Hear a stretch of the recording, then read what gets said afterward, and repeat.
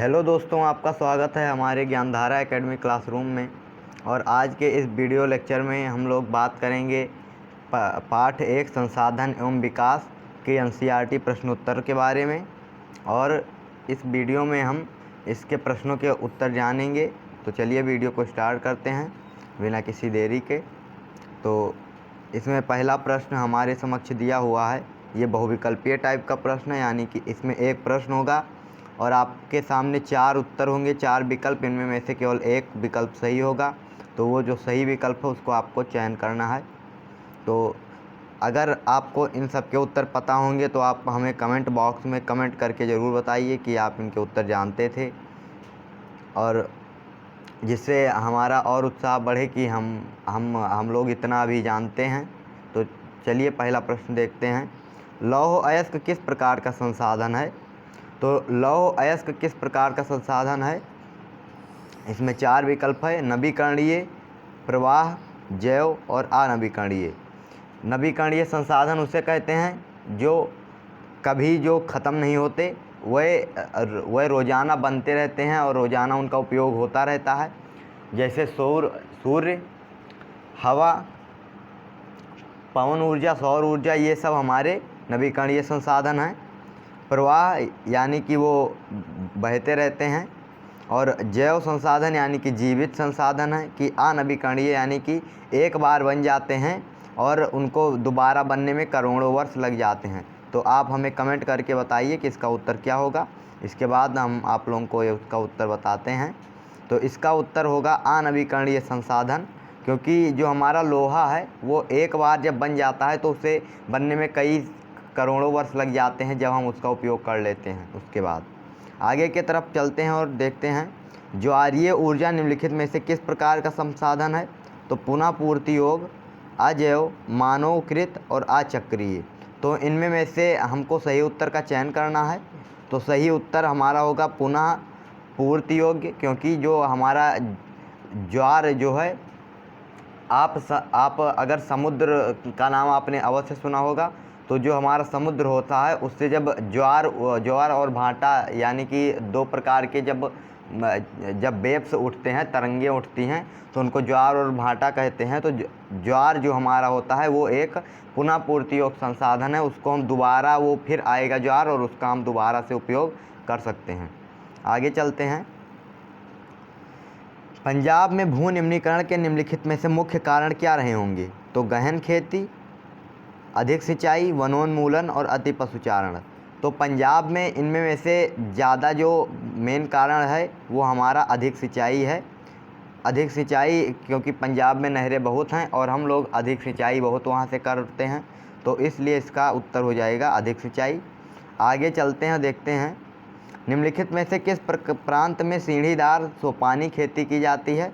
पंजाब में, या उत्तर प्रदेश के मैदान में, हरियाणा में और उत्तरांचल में। तो इसका उत्तर देखते हैं। इसका उत्तर सही होगा उत्तरांचल में। उत्तरांचल में हमें सीढ़ीदार खेती देखने को मिल जाती है। सीढ़ीदार खेती वहाँ होती है जहाँ पहाड़ होते हैं, पर्वत होते हैं। तो हमारे चूँकि हरियाणा में पर्वत पहाड़ नहीं है, पंजाब में भी नहीं है और उत्तर प्रदेश में भी नहीं है, और ये हमारा सबसे ठंडा इलाका इसमें उत्तरांचल है। तो यही हमारा सीढ़ीदार सोपानी खेती यहाँ पे की जाती है। आगे चलिए देखते हैं, इनमें से किस राज्य में काली मृदा पाई जाती है? तो काली मृदा उस राज्य में पाई जाती है जिस राज्य में कॉटन यानी कि रुई सबसे ज़्यादा उत्पादन होता है। तो झारखंड कॉटन के लिए फेमस है, यहीं पे काली मृदा पाई जाती है। काली मृदा में कॉटन की खेती बहुत अच्छी तरीके से होती है। आगे चलिए देखते हैं, और इनमें 30 शब्द यानी कि शॉर्ट आंसर टाइप क्वेश्चन, लघु उत्तरीय प्रश्न आगे हमें दिख रहे हैं, तो इनको हम हल कर लेते हैं। 3 राज्यों के नाम बताइए जहाँ काली मृदा पाई जाती है। इस पर मुख्य रूप से कौन सी फसल उगाई जाती है? तो काली मृदा पर मुख्य रूप से कपास यानी कि कॉटन की खेती होती है। और तो चलिए देखते हैं, उत्तर काली मृदा का रंग काला होता है। इन्हें रेगड़ मिट्टी भी कहते हैं। काली मिट्टी का एक और नाम है रेगड़ मिट्टी। और ये लावजनक शैली से बनती हैं। ये मृदाएं महाराष्ट्र के सौराष्ट्र, मालवा, मध्य प्रदेश और छत्तीसगढ़ के पठार पर पाई जाती हैं। जो काली मृदा है वो पठारी क्षेत्रों पर पाई जाती है। काली मृदा कपास की खेती के लिए अच्छी समझी जाती है। इसे काली कपास मृदा के नाम से जाना जाता है। आगे चलते हैं और दूसरे प्रश्न की तरफ बढ़ते हैं। पूर्वी तट के नदी डेल्टाओं पर किस प्रकार की मृदा पाई गई है? इस प्रकार की मृदा की मुख्य 3 विशेषताएं लिखिए। तो पूर्वी डेल्टा के नदी पर जलोढ़ मृदा पाई जाती है। पूर्वी तट के नदी डेल्टा पर जो है हमारी जलोढ़ मृदा पाई जाती है। जलोढ़ मृदा उसे कहते हैं जो हमारे जो हमारे पहाड़ हैं उनसे जो नदियाँ निकलती हैं और नदियाँ जो अवक्षेप लाती हैं उनसे बनी हुई मृदा को जलोढ़ मृदा कहते हैं। इसके मुख्य कारण निम्नलिखित हैं, इसके मुख्य विशेषता निम्नलिखित हैं। यह मृदा हिमालय के 3 महत्वपूर्ण नदी तंत्रों सिंधु, गंगा, ब्रह्मपुत्र नदियों द्वारा लाए गए निक्षोभों से बनी होती हैं। जलोढ़ मृदा में रेत, सिल्ट और मृत्तिका के विभिन्न अनुपात पाए जाते हैं। जैसे जैसे हम नदी के मुहाने से घाटी की ओर ऊपर बढ़ते हैं, मृदा के कणों का आकार बढ़ता चला जाता है। जलोढ़ मृदा बहुत ही उपजाऊ मिट्टी होती है। अधिकतर जलोढ़ मृदा पोटास, फास्फोरस और चूना युक्त होती है, जो चावल, गन्ने, गेहूँ, अन्य अनाजों, दलहनों के लिए उपयुक्त समझी जाती है। अधिक उपजाऊपन के कारण जलोढ़ मृदा वाले क्षेत्र में गहन खेती की जाती है। जो उत्तर प्रदेश है, पंजाब है, हरियाणा है, ये सब उत्तर के विशाल मैदान में आने वाले जितने भी राज्य हैं वहाँ पर जलोढ़ मृदा पाई जाती है और वहाँ पर बहुत ज़्यादा गहन खेती की जाती है। आगे चलिए देखते हैं। पहाड़ी क्षेत्रों में मृदा अपरदन की रोकथाम के लिए क्या कदम उठाने चाहिए? तो इसके बारे में हम चलिए डिस्कस करते हैं। मृदा के कटाव यानी कि मृदा अपरदन, उसके बहाव की प्रक्रिया को मृदा अपरदन कहते हैं। विभिन्न मानवीय तथा प्राकृतिक कारणों से मृदा का अपरदन होता रहता है। पहाड़ी क्षेत्रों में मृदा अपरदन की रोकथाम के लिए निम्नलिखित तरीके अपनाए जाने चाहिए। पर्वतीय ढालों पर समोच्च रेखाओं के समांतर हल चलाने से ढाल जल बहाव की गति घटती है, इससे समोच्च जुताई कहते हैं। हम लोगों को समोच्च रेखा यानी कि सरल रेखा में समांतर हल चलाना चाहिए। हमें एक लेवल में लेकर हल को चलाना चाहिए और इससे समोच्च जुताई कहते हैं। तो इससे ऐसा करने से हमारी जो पर्वतीय ढाल हैं उन पर जो मिट्टी है वो कटेगी नहीं। पर्वतीय ढालों पर सीढ़ीदार खेत बनाकर अवनालिका अपरदन को रोका जा सकता है। हमें सीढ़ीदार खेत बनाने चाहिए जिससे अवनालिका अपरदन रुके। पश्चिमी और मध्य हिमालय में सोपान अथवा सीढ़ीदार कृषि काफ़ी विकसित है। ये हमारी सीढ़ीदार कृषि कुछ जगह पर विकसित भी हुई है। पर्वतीय क्षेत्रों में पट्टी कृषि के द्वारा मृदा अपरदन को रोका जाता है। पट्टी कृषि एक प्रकार की कृषि होती है, इससे भी मृदा अपरदन को पर्वतीय क्षेत्र में रोका जा सकता है। इसमें बड़े खेतों को पट्टियों में बांटा जाता है। जितने बड़े खेत होते हैं उनको छोटी छोटी पट्टी में बांट दिया जाता है। फसलों के बीच में घास की पट्टियाँ उगाई जाती हैं और जो फसल होते हैं उनके बीच में घास की पट्टी उगा दी जाती है। उससे मिट्टी हमारी जो है वो कटती नहीं है। ये पवनों द्वारा जनित बल को कमज़ोर करती हैं और जो हमारी हवा जो बल लेके आती है और मिट्टी का कटाव कराती है उसको ये रोकती हैं। आगे चलिए देखते हैं। पर्वतीय ढालों पर बांध बनाकर जल प्रवाह को समुचित ढंग से खेती में लाया जा सकता है। मृदा रोधक बांध अवनालिकाओं के फैलाव को रोकते हैं। आगे हम जैव और अजैव संसाधन क्या होते हैं कुछ उदाहरण दें, इस प्रश्न के बारे में डिस्कस करते हैं। तो वह संसाधन जिनकी प्राप्ति जीवमंडल से होती है और जिनमें जीवन व्याप्त होता है जैव संसाधन कहलाते हैं। उदाहरण के लिए मनुष्य, वनस्पति और प्राणी जगत, पशुधन, मत्स्य जीवन आदि।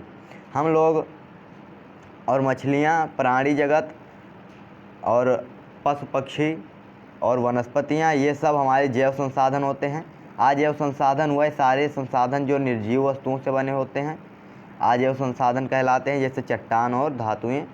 आगे के बारे में डिस्कस करते हैं और चलिए देखते हैं आगे के प्रश्न को। ये प्रश्न हमारा 120 शब्द यानी कि दीर्घ उत्तरीय प्रश्न की श्रेणी में आता है।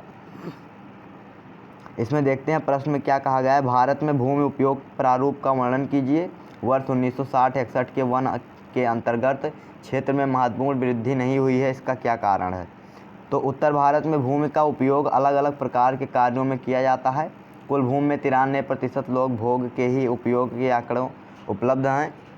हमारे जो भारत में भूमि का उपयोग जो है वो अलग अलग प्रकार से किया जाता है। इसमें कुल 93% ही हमारे पास ज़मीन है, हमने आपको बताया ही था।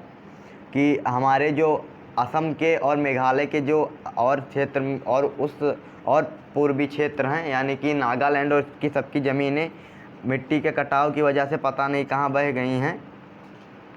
तो जो वो मिट्टी पता नहीं, हम लोगों को पता नहीं है वो कहाँ बह गई हैं।